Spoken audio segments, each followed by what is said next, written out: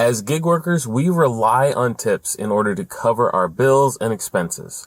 But with tip fatigue becoming a more and more real thing, it's becoming increasingly difficult for us as drivers to get tips and to make a livable wage. What is causing this tip fatigue, and what can we as drivers do with that knowledge and to increase our tips or to make more money? Let's find out.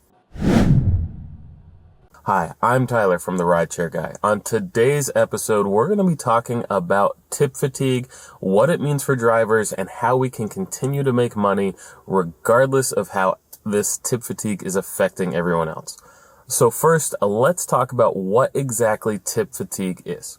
So we've all heard that TIP stands for to ensure prompt service, or a variation of that. In reality, though, that is not what TIP stands for. If you look at the Oxford Dictionary and all that, the origin of TIP goes back further than acronyms themselves, and it actually means something closer to a bribe than it does for what people think it does. So that's not what TIP actually originally stands for. But regardless of if it does or not, that's what it stands for today, is what people think of when they're thinking of tip, is to make sure that they're receiving good prompt service. So it doesn't really matter at the end of the day what the origin of tip is. It matters what people think it is now. That being the case, the reason that we're hearing so much about tip fatigue now is because everybody is asking for a tip. Think about the places that you used to go that you never in a million years would have thought about receiving tips or giving tips that now are asking for it. So in the past, a restaurant, you knew, especially if you lived in the United States, that if you were going to a restaurant, you were going to have to give a 15 to 20% tip to the server so that they are able to pay their bills. And this goes into how much they're paid hourly by that restaurant. So they don't make a livable wage by any means. Some places making $2 to $3 an hour. Some states are making as much as $7 an hour now as a minimum wage for tipped employees. But in reality, that's not a livable wage. And so the tips were to offset how much they're not getting paid by the restaurant. Now, you might agree with this or you might not agree with it. Regardless, it doesn't matter. It was common that everyone that worked at a restaurant was getting tips. Fast forward to today, everyone seems to be asking for tips. So you go to get coffee, they pull around and show you a tip jar. If you go to any type of shop, even if it's just a to-go place, like a restaurant, like a fast food restaurant, they're asking for tips. Every single place you go to asks for tips. You go for a massage, you go to a mechanic, you go to everyone. There's even jokes and reels online of people that are going to doctor's offices or priests and flipping around a iPad to get a tip. That's how prevalent tipping is today. Because of that, so many people are not tipping at all and don't feel guilty at all about it. For many of those services, it was simply extra. They were already making enough without the tips, and they were just trying to get a little bit more money. And I mean, at this point, who doesn't want a little bit more money? I get it. But because of that, people are burnt out from being asked for tips and giving tips, and that is relating to drivers. Now, how do tips affect drivers? If you're taking passengers, you aren't going to get many tips in compared to a delivery driver. So drivers that take passengers, they rely on how much money they're getting from the trip themselves, and tips are usually extra for them. However, they do want to try to get those tips. As a delivery driver, you rely on tips because the amount that you're getting paid per delivery is nothing. I have been paid as little as 50 cents for a delivery in a double before, and had the person not tipped, that would not have been worth it. They tipped, fortunately, about $8 for that delivery, which means that I got $8.50, which is good because I had a double. But 50 cents for a delivery? I mean, 50 cents. So you're not making money on delivery. So as delivery drivers, we rely on tips. So what do drivers need to do? How can you survive tip fatigue as a driver? Well, number one, don't give up. Don't get so overwhelmed that you stop driving altogether.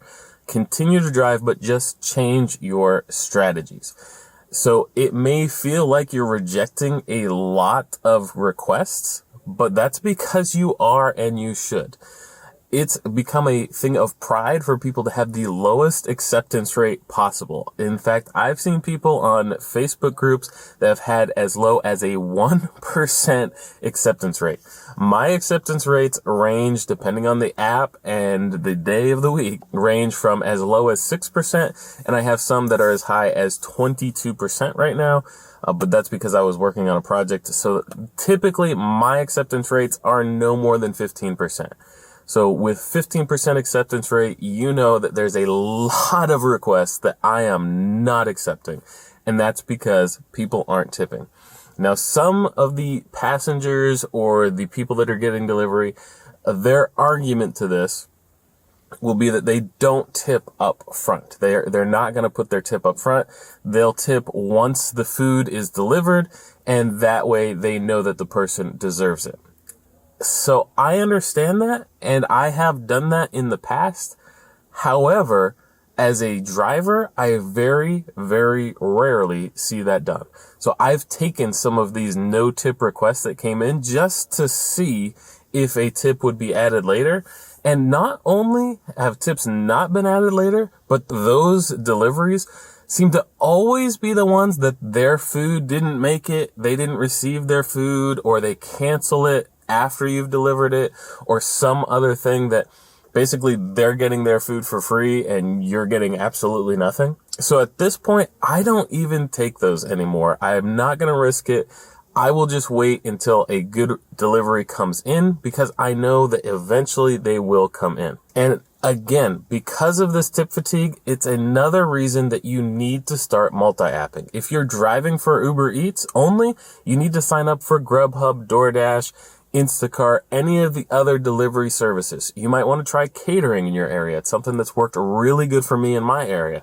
You might want to try other gig apps, things like Quick or Wonolo, that allow you to have like actual little jobs, like a day job, a day worker, instead of being in your car.